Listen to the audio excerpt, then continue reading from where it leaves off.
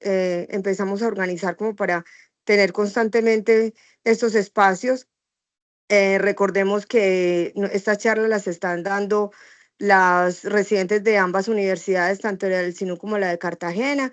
En esta oportunidad está la doctora Ana María Peniche con enfermedad mitocondrial y anestesia, representando pues como la Universidad de Cartagena. Y bueno, muchas gracias por la presencia. Dale, Ani, puedes comenzar. Listo. Buenas noches a todos. Muchas gracias por su asistencia. Mi nombre es Ana María Peniche. Yo soy residente de segundo año de la Universidad de Cartagena y hoy les voy a hablar sobre enfermedad mitocondrial. Voy a empezar entonces a compartir pantalla de una vez.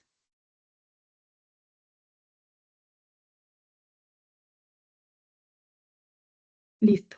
Entonces, las enfermedades mitocondriales son un grupo amplio y heterogéneo de trastornos genéticos que en últimas van a alterar la función mitocondrial.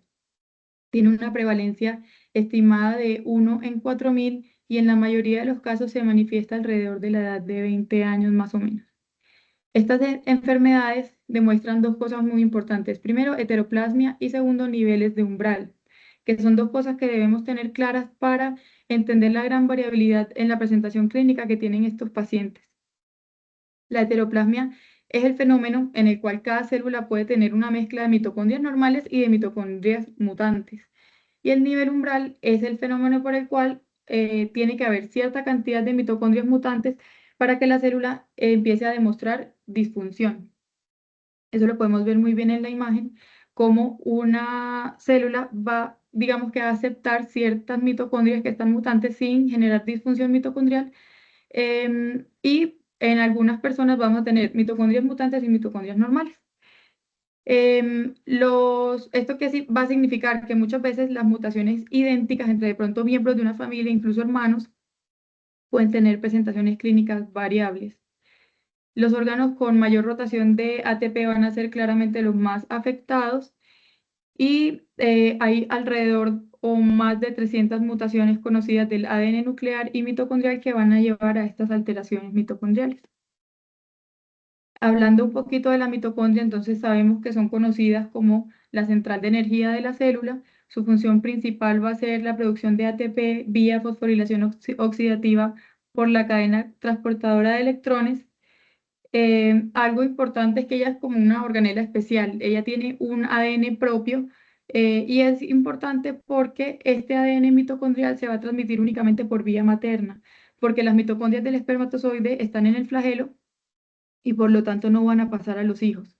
Las proteínas de la mitocondria van a estar codificadas tanto por ADN nuclear, que se daría por herencia mendeliana, como por ADN mitocondrial, que este tendría únicamente herencia materna.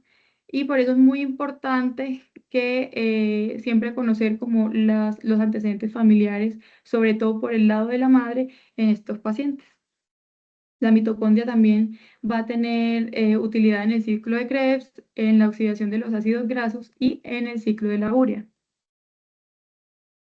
Hablando un poquito de las manifestaciones clínicas, entonces estas van a estar dadas por esos tejidos que tienen un alto consumo de ATP, como lo son, por ejemplo, el sistema nervioso central, donde los pacientes pueden presentar epilepsia, sordera, hipotonía, pueden tener alteraciones también en el neurodesarrollo o incluso regresión de estas metas que ya habían cumplido previamente del neurodesarrollo. En el sistema cardiovascular, por ejemplo, puede haber cardiomiopatía o puede haber arritmias. En el sistema respiratorio puede verse hipoventilación, una vía aérea difícil o muchas veces broncoaspiración también. En estos pacientes también de pronto en el sistema renal podemos encontrar tubulopatía o disfunción glomerular. A nivel endocrino, estos pacientes también pueden tener diabetes mellitus, hipoparatiroidismo y a nivel hematológico pueden presentar anemia, trombocitopenia. Para la clasificación hay unos síndromes con mutaciones muy puntuales que ya se han identificado. Dentro de esos está el síndrome de Kearns-Sayre, el síndrome de Leigh, Melas, Minji y MERS, entre otros, muchos más que hay. Pero es importante con esto que no hay una correlación clara entre la clínica y el defecto bioquímico. Entonces, muchos pacientes pueden estar dentro de la misma clasificación, tener exactamente el mismo defecto genético y mostrarse muy diferentes en la clínica. El diagnóstico normalmente se va a hacer con pruebas genéticas que si de pronto no son concluyentes, se pueden complementar con una biopsia de músculo en la que vamos a poder ver fibras rojas rasgadas o fibras citocromo C oxidasa. Podemos medir también el lactato, podemos tener neuroimágenes en las que vamos a evidenciar compromiso de los ganglios basales y de la corteza, ya sea cerebral o cerebelosa. Y para el tratamiento, este va a estar basado más que todo en medidas de soporte y en el manejo de los síntomas que presenten estos pacientes. Lo más importante para nosotros como anestesiólogos es saber cuáles son las complicaciones que ellos pueden presentar y que van a impactar nuestro manejo perioperatorio, como por ejemplo depresión respiratoria, broncoaspiración, trastornos en el ritmo y crisis metabólicas. ¿Esto porque es importante para nosotros? Porque es importante saber de estas enfermedades mitocondriales. Primero, porque estas enfermedades tienen una manifestación, unas manifestaciones que son muy heterogéneas y esto va a hacer que las respuestas sean muy variables entre paciente y paciente. Otra razón es que ellos tienen un mayor riesgo de complicaciones en el perioperatorio, como las que hablamos ahorita, como por ejemplo depresión respiratoria, que se va a dar por una hipersensibilidad a los anestésicos y por una debilidad muscular que ya es preexistente. También vamos a tener riesgo de broncoaspiración porque vamos a tener una debilidad de los músculos vulvares y también una gastroparesia. Y podemos tener también un empeoramiento de la función cardíaca, que van a estar mayormente causadas por los mismos efectos de los medicamentos anestésicos. Y lo que nosotros debemos buscar como anestesiólogos es disminuir o minimizar este estrés metabólico que puede estar causado por el ayuno, por el dolor, por las náuseas o muchas veces por los mismos anestésicos. Que además este estrés metabólico se va a sumar a un estrés quirúrgico por el procedimiento que se le está realizando. En la valoración preanestésica, entonces, ¿yo cómo voy a reconocer a este paciente? Esto es un reto en realidad porque hay muchos pacientes que no tienen un diagnóstico o que no tienen a veces ninguna sintomatología. Hay pacientes que tienen de pronto ciertos síntomas que, como pudimos ver, están muy variables y que se le están realizando estudios. Nos pueden llegar incluso niños completamente asintomáticos, pero sí debemos sospechar enfermedad mitocondrial en pacientes en quienes, pues quienes estén cursando con una miopatía y que de pronto tengan alteración en otros sistemas, principalmente en el sistema neurológico. Eso debería prendernos de pronto alarmas y sospechar esta enfermedad mitocondrial. Entonces, muchas veces estos pacientes van a llegar a nosotros, ya sea de pronto a consulta o al quirófano, y van a llegar a procedimientos diagnósticos o terapéuticos como las biopsias musculares, por ejemplo, o realización de resonancias magnéticas, de tomografías bajo sedación o de incluso endoscopias. Durante esta evaluación preoperatoria, entonces, si tenemos un paciente en quienes ya se está sospechando una enfermedad mitocondrial o tiene a veces, de pronto nos llegan también con diagnósticos establecidos, debemos centrarnos mayormente en evaluar si tiene compromiso neurológico, muscular, cardiorrespiratorio y en qué grado también tienen este compromiso. ¿Eso por qué? Porque hay unas manifestaciones que los pacientes tienen de estos compromisos que nos van a ayudar a predecir el riesgo de nuestros pacientes de presentar ciertas complicaciones y también nos van a ayudar a tomar ciertas decisiones en nuestro acto anestésico. Al realizar entonces la historia clínica y el examen físico, debemos preguntar sobre la historia personal y familiar anestésica, obviamente teniendo en cuenta que el hecho de que estos pacientes hayan tenido una anestesia previa, donde le haya ido bien y no haya pasado nada, no haya tenido ninguna complicación, no lo exime de presentar alguna complicación en este acto operatorio. También evaluar en el paciente, tanto en la historia clínica como en el examen físico, si presenta fatigabilidad muscular. Esto junto a la hipotonía de los músculos respiratorios que ellos tienen nos puede hacer pensar que de pronto este paciente no es el mejor candidato para dejarlo, por ejemplo, en una ventilación espontánea. O si tiene disfagia también, ese grado de disfagia nos va a poner a sospechar si este paciente tiene mayor o menor riesgo de broncoaspiración, o si es un paciente que ya viene con cardiomiopatía o con un bloqueo cardíaco, estos pacientes tienen alto riesgo de inestabilidad hemodinámica y debemos pensar si pueden beneficiarse, por ejemplo, de una monitoría invasiva, dependiendo del caso y dependiendo de la cirugía.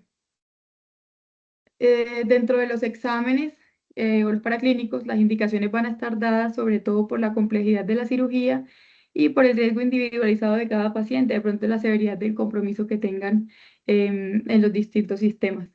Entonces, más que todo vamos a individualizar, pero sí hay exámenes que se recomienda tener de base, como por ejemplo un hemograma, la función renal, un lactato y la glicemia, porque aquí vamos a poder evaluar un poquito la función mitocondrial de estos niños y además vamos a tener unos parámetros de base para tener más claro cuando nos estamos enfrentando a una complicación.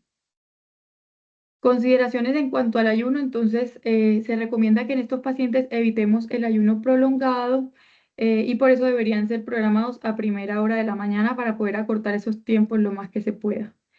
En algunos casos también leí que se puede agregar la maltodextrina, que sabemos que muchas veces no se tiene en las instituciones, pero que se puede reemplazar de pronto por líquidos que contengan azúcar y esto nos va a ayudar a garantizarles ese sustrato metabólico a los niños que ya vienen pues de un ayuno. Y obviamente esto teniendo en cuenta que tiene su riesgo de broncoaspiración, pero sí deberíamos no solamente autorizar, sino también motivar a que estos niños no vengan muy deshidratados, decirle a la familia que de pronto le motiven esa ingesta de líquidos claros hasta antes de 2 horas previo al procedimiento y esto también les va a ayudar a minimizar ese estrés metabólico. En el intraoperatorio debemos tener súper claro nuestros objetivos con estos pacientes. Ya sabemos que nuestra meta principal va a ser minimizar el estrés metabólico y esto lo vamos a lograr manteniendo una normotensión, normoxemia, normocapnia, euvolemia, una euglicemia que para ellos lo normal puede ser de 100 a 140 miligramos por decilitro y muy importante para ellos también la temperatura, mantenerla dentro de lo normal. En ellos hay que tener especial cuidado con las posiciones porque son más susceptibles a tener una lesión posicional por esta misma alteración del metabolismo que tienen, sobre todo lesiones nerviosas. Además de esto, deberíamos intentar acortar los tiempos del torniquete para evitar la isquemia y la hipoperfusión. Y en cuanto a accesos venosos, debemos individualizarlo. Primero, tener en cuenta que estos pacientes ya de por sí vienen con un riesgo de broncoaspiración. Y segundo, que lo más probable es que necesitemos reponerle esos líquidos que viene, que ya de por sí tiene perdidos por el ayuno, que si fue prolongado también vamos a necesitar reponerle esos líquidos y por lo tanto lo preferible sería, si se puede, tener un acceso venoso desde preparación. Para la monitorización deberíamos tener monitorización ASA básico, haciendo especial énfasis en la temperatura que a veces se nos olvida. En ellos es súper importante ya que el temblor que se da por la hipotermia puede aumentar el gasto energético y llevar a que se descompense. La monitoría de la relajación neuromuscular también va a ser súper importante en ellos porque ellos tienen una respuesta alterada a los relajantes neuromusculares y debemos garantizar que cuando vayamos a despertarlos después de una anestesia no haya ningún tipo de relajación residual. La monitoría de la profundidad anestésica también es muy importante para ir titulando los medicamentos, tanto en la inducción como en el mantenimiento, y para poder hacer un procedimiento quirúrgico que sea de manera segura, que el paciente obviamente no se esté moviendo, pero evitando también el recuerdo intraoperatorio. Esto teniendo en cuenta que pues, estos pacientes van a tener una mayor sensibilidad a los anestésicos. El monitoreo metabólico o la monitoría metabólica lo vamos a poder tomar con el lactato, el pH y la glicemia para evaluar cuál es el momento en el que el paciente de pronto esté teniendo un estrés quirúrgico que ya llegue a afectarle su metabolismo mitocondrial. Y esto, más que todo, obviamente, en cirugías que sean prolongadas, se puede hacer cada hora o cada 2 horas, según consideremos. Y los pacientes que ya vengan con alteraciones cardíacas, cardiomiopatía o arritmias, es posible que se beneficien de un monitoreo invasivo de la presión arterial o incluso dependiendo de la complejidad del procedimiento, puede que lleguen a necesitar ecocardiograma intraoperatorio. En el intraoperatorio también vamos a hablar del manejo de los líquidos. En ellos se recomiendan líquidos que contengan electrolitos y dextrosa. Debemos evitar soluciones que tengan lactato, ya que el metabolismo del lactato va a requerir que la fosforilación oxidativa esté funcionando adecuadamente y sabemos que en ellos no lo está. Y tenemos que tener en cuenta pacientes que estén con dieta cetogénica. Muchos de estos pacientes dentro de su manejo vienen con dieta cetogénica que lo puso su tratante y en ellos pues no vamos a poner, la recomendación no es poner líquidos con dextrosa, sino únicamente con electrolitos. En cuanto a los medicamentos, es muy importante saber que la gran mayoría van a inhibir las funciones mitocondriales. Entonces, lo que se va a recomendar, así a grosso modo, es dosis menores y medicamentos que ojalá sean de acción corta. Empezando ya entonces con los anestésicos volátiles o los medicamentos inhalados, ellos inhiben el complejo 1 de manera dosis dependiente, inducen la apertura de canales de potasio dependientes de ATP, lo que va a desacoplar la respiración mitocondrial.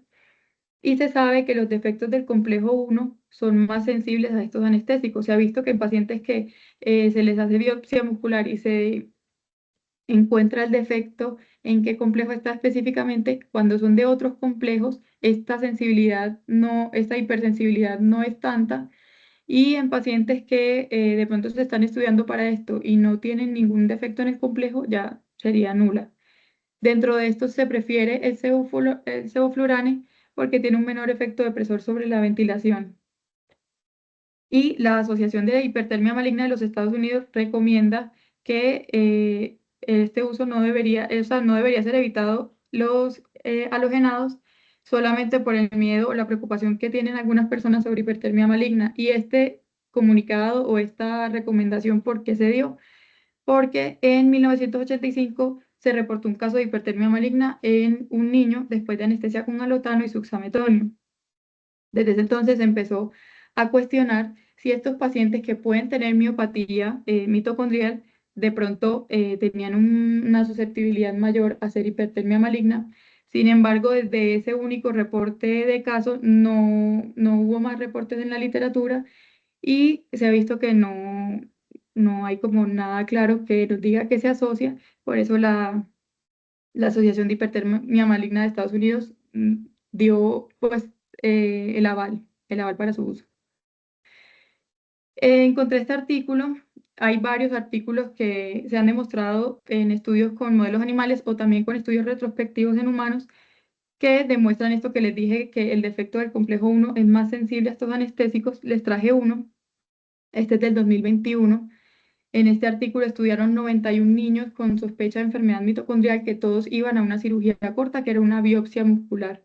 A todos se les hizo la misma anestesia con una inducción lenta con sevoflurane y una monitorización con el BIS para ir midiendo la profundidad anestésica en la inducción. Midieron cuánto sevoflurane se necesitaba para alcanzar un BIS de 60 y esto lo correlacionaron con el tipo de defecto mitocondrial encontrado en la biopsia. Y lo que encontraron fue que todos los pacientes con defecto en el complejo 1 fueron más sensibles a el sevoflurano. En muchos casos se necesitaba menos, incluso de 1,5%, cuando pues lo normal que utilizamos en los niños muchas veces es de 2 a 2,5, incluso más. Em, Como les dije ahorita, en otros defectos de los complejos 2, 3 y 4, en algunos casos sí eran un poquito más sensibles, pero no fue algo constante, por lo que ya se sabe que específicamente los niños con defectos en el complejo 1 son mucho más sensibles y deberíamos monitorizarles la profundidad anestésica para evitar de pronto sobre dosificación, sabiendo que muchas veces no lo necesiten. En cuanto a los medicamentos intravenosos, tenemos primero el propofol. El propofol inhibe múltiples complejos, el 1, el 2 y el 4 de la cadena transportadora de electrones. Inhibe también la acilcarnitina transferasa, que es la que se encarga de la movilización de los ácidos grasos hacia adentro de la mitocondria. Y la mayor preocupación en realidad con estos niños con el propofol es con el síndrome de infusión de propofol, que este se va a dar cuando tenemos dosis mayores a 4 miligramos por kilo por hora por más de 48 horas, pero estos niños tienen una susceptibilidad adicional, por lo que la Sociedad de Medicina Mitocondrial lo que recomienda es evitar el propofol en infusión, siempre en estas cirugías. Si se va a utilizar en infusión, ojalá restringir los tiempos para que sean menores a 1 hora máximo y que la mejor administración o la más segura es administración en bolos. Esto que nos haría pensar que hay que tener precaución con TIVA en estos pacientes, que muchas veces lo hacemos con propofol, y no quiere decir que no se pueda usar, se podría usar si de pronto se piensa que la cirugía requiera menos de 1 hora de infusión. Otros medicamentos anestésicos endovenosos como la ketamina, la dexmedetomidina, las benzodiazepinas o el etomidato, si bien pueden inhibir la función de los complejos de la cadena transportadora de electrones, no va a tener un efecto clínico que sea significativo y tampoco se ha asociado con daños en los pacientes. Entonces, se podrían usar. En cuanto a los opioides, el único que se ha demostrado que tenga repercusiones en la mitocondria es la morfina, por lo que se recomienda evitarlo. De todas maneras, siempre hay que tener precaución con cualquier opioide que uno vaya a usar, sobre todo con las dosis, porque tienen un mayor riesgo de presentar una depresión respiratoria, que ya lo sabemos. En ellos se preferiría siempre, si se van a utilizar opioides, utilizarlos de dosis corta, como el remifentanil. En cuanto a los relajantes musculares, los relajantes neuromusculares despolarizantes como la succinilcolina están contraindicados porque estos pacientes tienen un upregulation de los receptores nicotínicos alfa que va a hacer que haya una salida masiva de potasio que podría llevar a una hipercalemia mortal y podría generar una crisis miotónica. Entonces, en estos pacientes totalmente contraindicados. Y los relajantes musculares no despolarizantes, sabemos que estos pacientes van a ser más sensibles y pueden tener un efecto prolongado o impredecible. Para la reversión de esta relajación con relajantes no despolarizantes, si yo tuviera que usar un relajante neuromuscular, que fue un no despolarizante, debemos siempre ayudarnos de un TOF y la reversión se debe usar con su Sugammadex, el cual no se ha asociado a daños en estos pacientes. Sin embargo, por ejemplo, la neostigmina sí se ha visto que puede desencadenar una crisis miotónica. En cuanto a los anestésicos locales, se recomienda a estos pacientes obviamente darles anestesia regional siempre que sea posible. Esto nos va a ayudar a limitar el estrés metabólico y va a ayudar a contribuir a disminuir ese efecto negativo que tiene el dolor sobre el consumo de oxígeno. Los estudios que hay sobre anestésicos locales en estos pacientes pues han demostrado que en realidad tanto la bupivacaína como la lidocaína van a inhibir el transporte de los ácidos grasos libres, pero lo que se reporta en la literatura es que la bupivacaína va a tener una mayor inhibición o una inhibición más poderosa sobre esto. Entonces, a pesar de que no hay eventos adversos reportados, siempre se va a preferir, cuando se pueda, utilizar lidocaína sobre bupivacaína y ojalá acortarles la dosis lo más que se pueda. Para la analgesia, entonces se sabe que los AINES y el sulfato de magnesio son medicamentos seguros para estos pacientes. El acetaminofén, aunque también es seguro, debemos evitar repetirlo en varias dosis porque su metabolismo va a consumir también mucha energía y sabemos que en estos pacientes estamos intentando minimizar esto. Como ya les dije ahorita, precaución con los opioides por el mayor efecto en la depresión respiratoria y evitarlo lo más que se pueda. Para el posoperatorio, entonces algo muy importante es el despertar. Para ellos, esto va a ser un momento de alto consumo energético que va a requerir que las mitocondrias estén funcionando lo mejor posible, que vamos a saber que en ellos no, o sea que en estos niños en particular pueden despertarse de una manera más lenta y es lo que debemos esperar. En cuanto al posoperatorio, también tener un muy buen manejo del dolor con analgesia multimodal. Entonces, incluir siempre que se pueda técnicas regionales, analgesia multimodal con varios medicamentos, evitar obviamente los opioides utilizando otros medicamentos y monitorizar siempre el riesgo de depresión respiratoria. Este va a continuar incluso en la unidad de cuidados posanestésico y cuando ya el paciente pase a hospitalización o cuidado intensivo donde vaya a pasar. Em, Muchas veces estos pacientes van a tener que tener una mayor estancia en unidades de cuidados post-anestésicos y también muchas veces no se van a ir para su casa ese mismo día, sino que van a quedar en observación, ya sea en hospitalización o en unidad de cuidados intensivos, porque no solamente tienen este riesgo aumentado de la depresión respiratoria, sino que también van a tener un metabolismo más lento de los medicamentos. Estas crisis metabólicas se pueden hacer, la mayoría de las veces no se hacen en el posoperatorio inmediato, sino que se hacen en esa misma noche o al día siguiente. Entonces hay que seguirlos monitorizando. Se dice que la monitorización metabólica se puede hacer cada 2 a 4 horas, con lo mismo que les había dicho ahorita, glicemia, lactato, un ionograma y el manejo activo de la temperatura. Estos pacientes, como ya dijimos, debemos evitar lo más posible el temblor, por lo que siempre que se pueda utilizar mantas de calor, tanto en unidad de cuidado posanestésico como en la UCI o en hospitalización. Estos pacientes, como dijimos ahorita, muchas veces no nos van a llegar a una cirugía súper grande, sino que van a llegar a resonancias, a tomografías, y en realidad las consideraciones con los medicamentos van a ser iguales.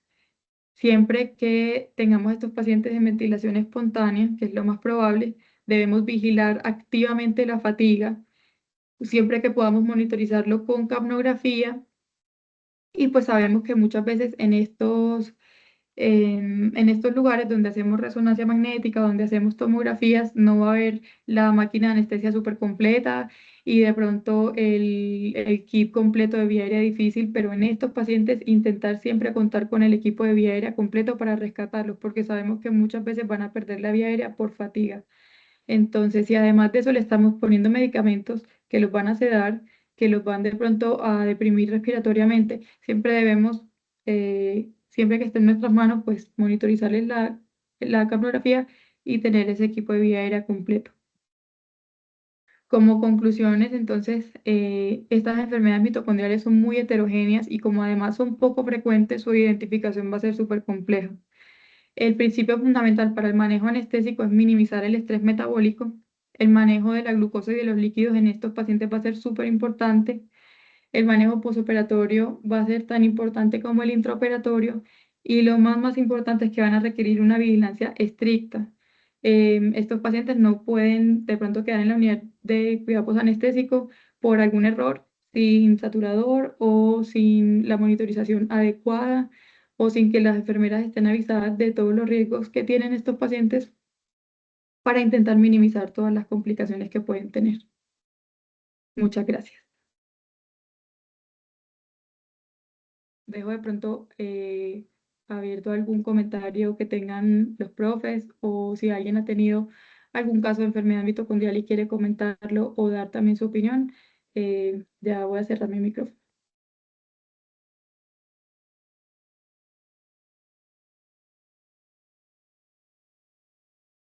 Ana, muy práctica tu charla, felicitaciones. Muchas gracias, doctor. ¿Alguien que tenga alguna pregunta puede alzar la mano? ¿O alguna experiencia, como dijo Ana, para que nos la comente?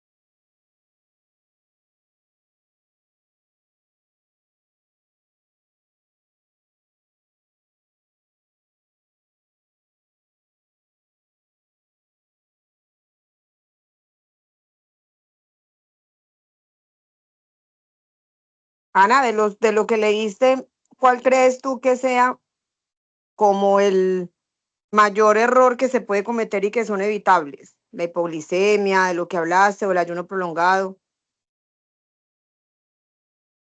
No, pues en realidad siento que podrían ser errores muy sencillos que van a terminar afectando bastante al paciente, como simplemente no monitorizar la temperatura, de pronto no manejar activamente esa temperatura como con mantas térmicas o estar pendientes del ayuno. También muchas veces, o un error que vi que podría ser incluso justificado o por no estar muy bien informados de esta enfermedad, es que muchas veces por pensar que de pronto como estamos ante un paciente con miopatía, de pronto sea mejor utilizar la TIVA. Y o sea, leyendo la literatura uno se da cuenta que en realidad no.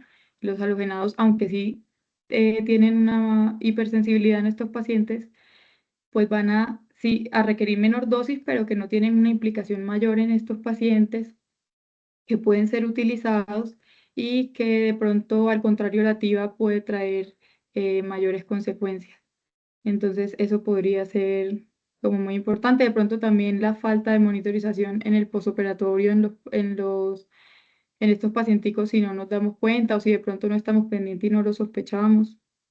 Siento que podrían ser errores comunes. Y alguno de los artículos te habló de preferencia de líquidos, solución salina o siempre infusión de dextrosa o el lactato se evita, no se evita. Sí, dentro del manejo de los líquidos, siempre recomendaban evitar soluciones con lactato y que cuando se fuera a utilizar soluciones con electrolitos, que es lo indicado, intentar que sea también con dextrosa, menos en pacientes que de pronto tengan dietas cetogénicas indicadas por sus tratantes, en los cuales no deberíamos poner dextrosa, pero sí electrolitos. O sea, siempre evitar el lactato de Ringer, que es que eso yo creo que es un error también que cometemos con mucha frecuencia. Exacto, sí es verdad. El doctor Llamas tiene la mano levantada. Adelante, doctor. Sí, buenas noches, Ana, muy amable. Bueno, sí, felicitaciones por la charla, muy novedosa, muy interesante. Y yo tengo una inquietud y es en la evaluación preoperatoria, o sea, ¿cuál sería de pronto un examen que nosotros nos pudiera de pronto poner a pensar o a diagnosticar la enfermedad mitocondrial? Porque es que, digamos que estamos tan metidos en una cosa, en la otra, situaciones que presentan los pacientes aquí y allá, pero de pronto en la mente no tenemos ese diagnóstico, o sea, ese chip tenemos que inculcarlo dentro de nuestro arsenal diagnóstico. Entonces, como que cuál sería, de lo que hayas leído, uno de los exámenes que más te puede orientar, que por aquí debe haber algo, de pronto hasta ni el paciente sabe ni lo conoce y uno puede detectarlo. No sé si de pronto me entendiste la pregunta. Sí, doc, Vaya, como a sí qué entiendo. como que a qué paraclínico, o sea, como qué examen pudiera uno utilizar para detectar eso en el preoperatorio, obviamente. Ujú. Bueno, estos pacientes normalmente, así como diagnóstico como tal, se va a hacer con pruebas genéticas, pero dentro de los paraclínicos que mandamos antes, los que podrían indicarnos de pronto una enfermedad mitocondrial, si ya además tenemos síntomas que nos estén indicando, por ejemplo, una miopatía o retraso en el neurodesarrollo o algún otro síntoma neurológico, que es como lo que más nos va a llevar a pensar en estas enfermedades. También dentro de los paraclínicos, el lactato es un paraclínico que podríamos medir y que podría estar elevado.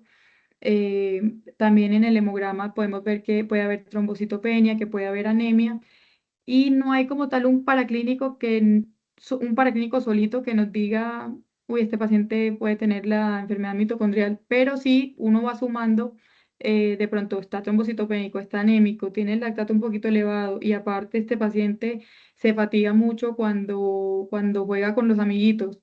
Y aparte ya había cumplido ciertos hitos del neurodesarrollo y ya otra vez está como con una regresión. Ir sumando esas cositas nos pueden ir haciendo sospechar que de pronto estos pacientes tengan una enfermedad mitocondrial. Excelente, me vale, muchas gracias. Con gusto, doc.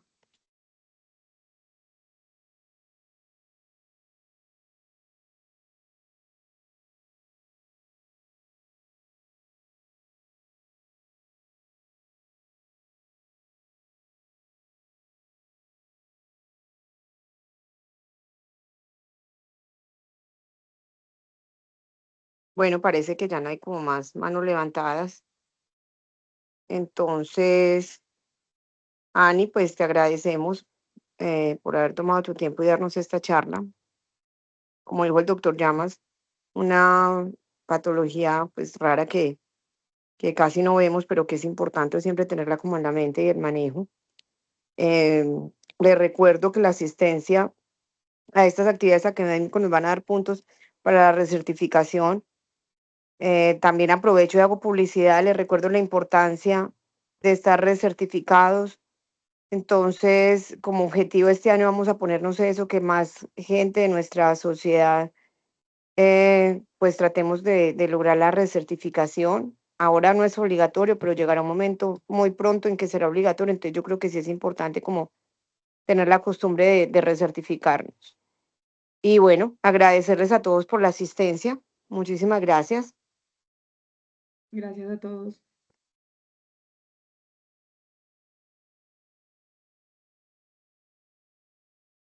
Excelente charla. Qué bueno que volvimos a reunirnos a través de charlas académicas. Muchas gracias. Hasta luego. Así es, muchas gracias, Ana. Excelente charla. Gracias a todos. Muchas gracias, doctora. Excelente.